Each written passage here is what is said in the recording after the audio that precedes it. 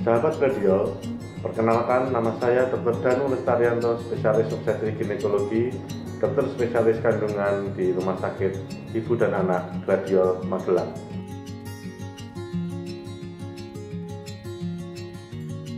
Penting bagi kita untuk mengetahui penyebab dari hipertensi dalam kehamilan, supaya kita dapat mencegah dan menangani dengan terapi yang adekuat sehingga dampak terburuk dari hipertensi dalam kehamilan dapat diminimalisir.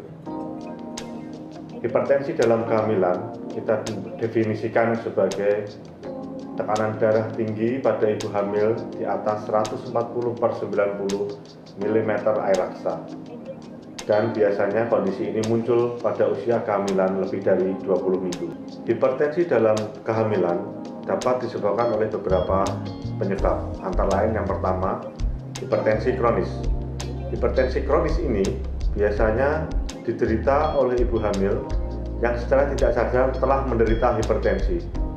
Biasanya ibu hamil tidak sadar bahwa dia memiliki hipertensi dan baru diketahui setelah dia melakukan kontrol di dokter kandungan.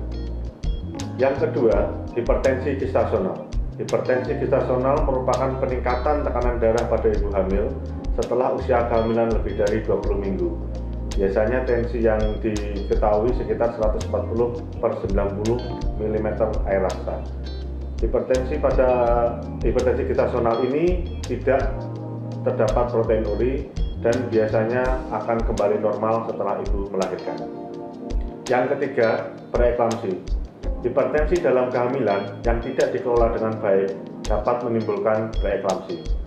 Kondisi preeklamsi ini ditandai dengan adanya protein dalam urin dan kerusakan sistem organ dalam tubuh seperti liver, ginjal, dan otak. Biasanya preeklamsi dapat menimbulkan gejala pada ibu seperti sakit kepala, penglihatan kabur, mual dan muntah, dan tekanan darah yang meningkat secara cepat. Ada beberapa faktor yang dapat menyebabkan ibu menderita preeklamsi.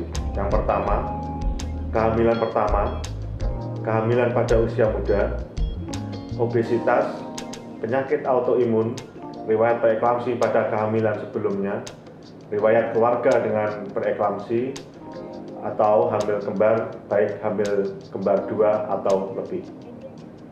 Preeklamsi sendiri juga dapat muncul setelah melahirkan, walaupun jarang terjadi, yang biasa kita kenal dengan preeklamsi postpartum.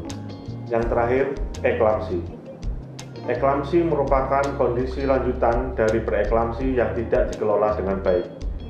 Eklamsi merupakan jenis hipertensi dalam kehamilan yang paling berbahaya karena dapat menyebabkan ibu hamil mengalami kejang, bahkan jatuh dalam kondisi koma, sehingga bayi yang dalam kandungannya bisa meninggal dalam kandungan.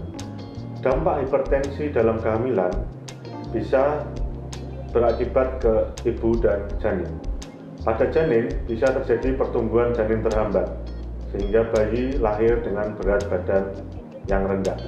Ini disebabkan oleh karena plasenta yang tidak bisa menyalurkan makanan dan oksigen secara optimal kepada janin. Yang kedua, kelahiran prematur. Biasanya ibu dengan preeklamsi akan diterminasi atau dilahirkan di usia prematur untuk mencegah terjadinya eklamsi. Yang ketiga, penyakit kardiovaskuler pada ibu, di mana setelah melahirkan ibu justru mengalami gangguan pada kardiovaskuler atau jantungnya. Penanganan atau tata laksana ibu dengan hipertensi dalam kehamilan ini sangat penting untuk meminimalisir dampak dari hipertensi dalam kehamilan. Ibu dengan hipertensi kehamilan harus melakukan pemeriksaan rutin ke dokter kandungan, dilakukan pemantauan yang ketat. Dokter kandungan juga akan memberikan obat untuk menurunkan tekanan darah pada ibu dengan hipertensi kehamilan. Obat-obat yang dipilih biasanya obat-obat yang aman untuk janin, seperti nifedipin dan methyldopa.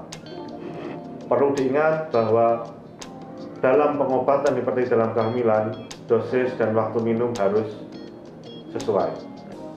Ibu dengan hipertensi dalam kehamilan juga diharapkan untuk melakukan diet makan yang bergizi, beristirahat yang cukup, berolahraga rutin, dan mengelola stres dengan baik.